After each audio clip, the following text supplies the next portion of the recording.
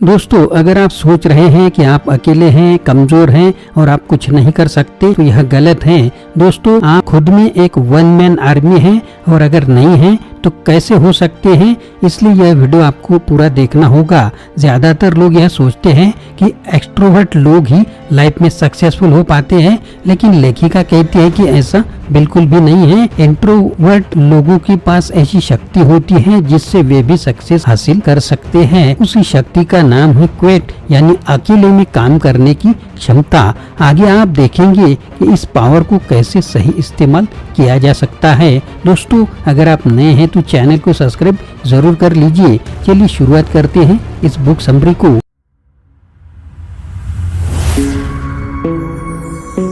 Hello दोस्तों, मेरा नाम आनंद है और बिजनेस आनंद इस चैनल में आप सभी का स्वागत है। Power of introvert. इंट्रोवर्ट्स लोगों के पास ऐसी एबिलिटी और पावर होती है जिनके दम पर वे भी लाइफ में सक्सेस हासिल कर सकते हैं। इंट्रोवर्ट लोग बहुत ही ज्यादा सेंसिटिव होते हैं। वे अपने आसपास की छोटी से छोटी इंफॉर्मेशन को भी ऑब्जर्व कर लेते हैं और उसे बहुत ही गहराई से एनालाइज करते हैं। जैसे एक इंट्रोवर्ट एक पेंटिंग के आगे 10 मिनट तक खड़ा होकर उसकी तरह तरह की डिटेल्स ढूंढ सकता है, लेकिन एक एक्सट्रोवर्ट के लिए यह सोच मुश्किल काम की तरह लगता है। लेकिन बहुत ज्यादा सोच विचार करने से इंट्रोवर्ट जल्दी डिसीजन नहीं ले पाते, लेकिन जब लेते हैं तो वह एक बेहतरीन फैसला साबित होता है। Small talk. तो दोस्तों, इसी तरह से इंट्रोवर्ट लोगों को स्मॉल टॉक पसंद नहीं आती। जब दूसरे उन्हें यह बताते हैं कि कल उन्होंने क्या खाया था, उनके यहाँ कौन मेहमान आया था, तो उन्हें इन बातों से कोई गहराई नजर नहीं आती। इसके बजाय वे किसी फिलॉसफी या एथिक्स आदि पर चर्चा करना ज्यादा पसंद करेंगे। सुसेन कहती है कि जो व्यक्ति स्मॉल टॉक में रुचि लेता है वह ज्यादातर एक्सट्रोवर्ट होता है और जो स्मॉल टॉक को पसंद नहीं करता वह इंट्रोवर्ट होता है। Introvert can be good leaders. लेखिका कहती है कि वेस्टर्न कल्चर में लोग सोचते हैं कि एक्सट्रोवर्ट ज्यादा कॉन्फिडेंस और ज्यादा कॉम्पिटेंट होते हैं, लेकिन यह जरूरी नहीं है कि एक कॉन्फिडेंस स्पीकर एक बहुत अच्छा लीडर भी बन जाए। लेकिन यह कोई एक्सट्रोवर्ट दूसरों से बहुत घुल मिलकर बात करता है तो दूसरों को लगता है कि वह उनकी बहुत सहायता करेगा, इसलिए उसे लीडर मान लेते हैं। इसके विपरीत कोई इंट्रोवर्ट एक कोने में बैठकर चुपचाप अपना काम कर रहा हो तो कोई भी उसके पास नहीं जाना चाहेगा। बहुत सारे लोग तो उसे घमंडी भी मान सकते हैं, लेकिन हकीकत में हो सकता है कि वह बहुत ज्यादा नॉलेज रखता हो जिसके दम पर वह समाज की प्रॉब्लम को आइडेंटिफाई करके उनके लिए उचित पॉलिसीज बना सकेगा। और वास्तव में अच्छा लीडर तो वही होता है जो अच्छी पॉलिसीज बनाए, न कि सिर्फ लोगों से घुल मिलकर झूठे वादे करे। Break the stereotype. लोगों ने यह स्टेरियोटाइप बना लिया है अगर आप एक्सट्रोवर्ट हैं तो आप ज्यादा सफल हो जाएंगे। हार्वर्ड यूनिवर्सिटी भी अपने ग्रेजुएट स्टूडेंट को एक्सट्रोवर्ट बनाने की तरफ ज्यादा ध्यान देती है। वे उनके लिए ग्रुप वर्क, सेमिनार, प्रेजेंटेशन आदि के जरिए उनमें इंट्रोवर्जन का ट्रीट डालना चाहती है, लेकिन यह सब इंट्रोवर्ट स्टूडेंट्स को बिल्कुल भी पसंद नहीं आता। उन्हें यह सब डिस्ट्रैक्टिंग और इंटरफेसिंग लगता है। इसके बजाय वे क्वेट में बैठकर सोचना ज्यादा पसंद करते हैं। इसके विपरीत अगर आप जापान में जाए तो वहाँ पर यह सब नहीं है। वहाँ पर स्टूडेंट चुपचाप पढ़ाई करते हैं और अपने नोट्स बनाते हैं। बिना पूछे वे किसी से बात करना पसंद नहीं करते।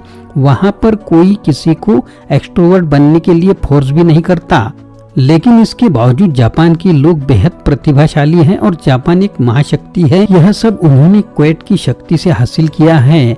Company culture. लेखिका कहती है कि कंपनीज को ऐसा कल्चर बनाना चाहिए जहां पर इंट्रोवर्ट लोग भी अपना कंट्रीब्यूशन दे सके। ज्यादातर ऑफिस में meetings, brainstorming sessions, presentations, workshop, seminar, events आदि रखे जाते हैं।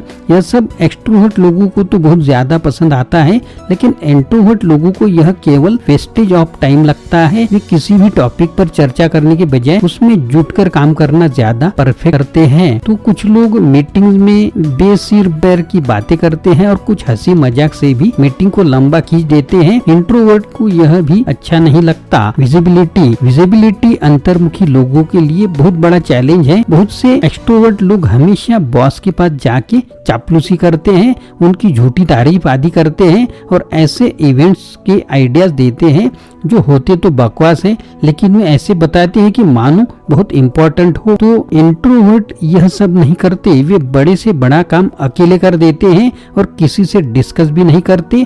उनकी बॉस के सामने भी कोई विजिबिलिटी नहीं होती। इसलिए कंपनी में बॉसेस को ध्यान रखना चाहिए कि विजिबिलिटी के बल पर ही लोगों की परफॉर्मेंस को कभी जज न करे, बल्कि उचित फीडबैक आदि से डिसाइड करे कि कौन सच में परफॉर्मर है और कौन बड़बोला। Inverters are creative. ऐसा नहीं है कि समाज में सारी बड़ी चीजें केवल एक्सट्रोवर्ट लोगों ने ही हासिल की है। ऐसे भी एग्जाम्पल मौजूद हैं जहां पर इंट्रोवर्ट लोगों ने दुनिया में अपनी कीर्तिमान स्थापित किए हैं और समाज में अपना काफी योगदान दे रखा है। जैसे विकिपीडिया एक बहुत ही बड़ी वेबसाइट है, लेकिन उसमें जितने भी आर्टिकल हैं किसी राइटर ने घर पर एकांत में बैठकर ही लिखे हैं, यानी इंट्रोवर्जन की वजह से ही वे आर्टिकल लिख पाए और वह अच्छे बन पाए जिन्हें रोजाना मिलियंस लोग पढ़ते हैं। क्या वे आर्टिकल्स ऑफिस के भीड़भाड़ वाले माहौल में लिखे जा सकते हैं? कभी भी नहीं। इंट्रोवर्ट लोग अकेले बैठकर बहुत देर तक सोच विचार कर सकते हैं, यहाँ यह उनकी पावर होती है। और राइटिंग के लिए तो यह ट्रीट बहुत ही जरूरी है। अगर आप एक जगह टिक कर बैठ सके और घंटों तक सोच विचार कर सके, तभी तो अच्छा आर्टिकल, नॉवेल्स, ब्लॉग्स आदि लिख सकते हैं। एक एक्सट्रोवर्ट यह सब नहीं कर सकता। अगर एक जगह बैठने की बजाय दूसरे लोगों के साथ गपशप, हंसी मजाक आदि करने में ज्यादा दिलचस्पी रखता है, अगर उसे अकेला बैठना पड़ जाए तो वह बहुत ही जल्दी बोरियत का अनुभव करता है। इसलिए कुछ भी क्रिएटिव करना हो तो वहां पर इंट्रोवर्ट का यह पर्सनल ट्रीट बहुत ही काम का सिद्ध होता है। इस ट्रीट के जरिए वे बहुत ही महान कार्य कर सकते हैं। लेखिका ने हैरी पॉटर जैसा इतना बड़ा नॉवेल अकेले बैठकर ही लिख डाला था। इसलिए कंपनीज को चाहिए कि अपने यहाँ इंट्रोवर्ट लोगों को भी एडजस्ट करने की कोशिश करे, उन पर बेसिर पैर की मीटिंग, सेमिनार, इवेंट्स आदि ना थोपे। अगर वे इन कार्यों में इन्वॉल्व नहीं होते हैं तो उन्हें इसके लिए क्रिटिसाइज ना करें, बल्कि उनकी गहराई की सोच विचार करने और सोच समझने की शक्ति का इस्तेमाल करें। जैसे वे प्रोजेक्ट की प्रॉब्लम को अच्छे से एनालाइज करके एक स्ट्रेटेजी आपको दे सकते हैं या बहुत अच्छी प्रेजेंटेशन बना सकते हैं। इस सब के लिए उन्हें अकेले में टाइम चाहिए, न कि इवेंट्स या मीटिंग आदि का हो हल्ला। इंट्रोवर्टर्स आर नॉट अलोन। लेखिका कहते हैं कि अगर आप इंट्रोवर्टर हैं तो यह मत सोचिए कि आप अकेले हैं। सोसाइटी में बहुत से लोग इंट्रोवर्ट होते हैं और उनके अपने यूनिक ट्रेट्स आदि और योग्यताएं भी होती हैं। अपने यूनिक टैलेंट की पहचान कीजिए और उसी के आधार पर ही कोई प्रोफेशन या जॉब चुनिए जिससे आपको जॉब सेटिस्फेक्शन मिल पाएगा और लाइफ में हमेशा खुश रह पाएंगे। एम्बिवर्ट्स, यहाँ पर लेखिका कहती है कि इंट्रोवर्ट की कोशिश करनी चाहिए कि वह एम्बिवर्ट बनने की कोशिश करे, यानी अपने अंदर थोड़े बहुत एक्सट्रोवर्ट के गुण लाए। हमेशा मीटिंग और सेमिनार आदि को क्रिटिसाइज ना करे, उसमें भाग ले और उसमें जो जरूरी बातें हैं उन्हें नोट करे। जो चीजें बाकियों को पसंद नहीं है उन्हें न बोले, केवल उनको आराम से सजेशन देते रहे। साथ ही हमेशा सीरियस न रहे, हर चीज में फिलोसॉफी न ढूंढे। लाइफ में एंटरटेनमेंट, हंसी मजाक आदि को भी वैल्यू दे तो अच्छा है। इससे स्ट्रेस और डिप्रेशन दूर होता है। इसलिए कोशिश कीजिए कि इन चीजों में शामिल होने की कोशिश कीजिए। Advice to extroverts. इसके बाद लेखिका एक्सट्रोवर्ट्स लोगों को भी कुछ एडवाइस देती है और कहती है कि इंट्रोवर्ट लोगों की मानसिकता को समझे, उन्हें गलत न समझे और उनके इस नेचर के लिए जज न करे।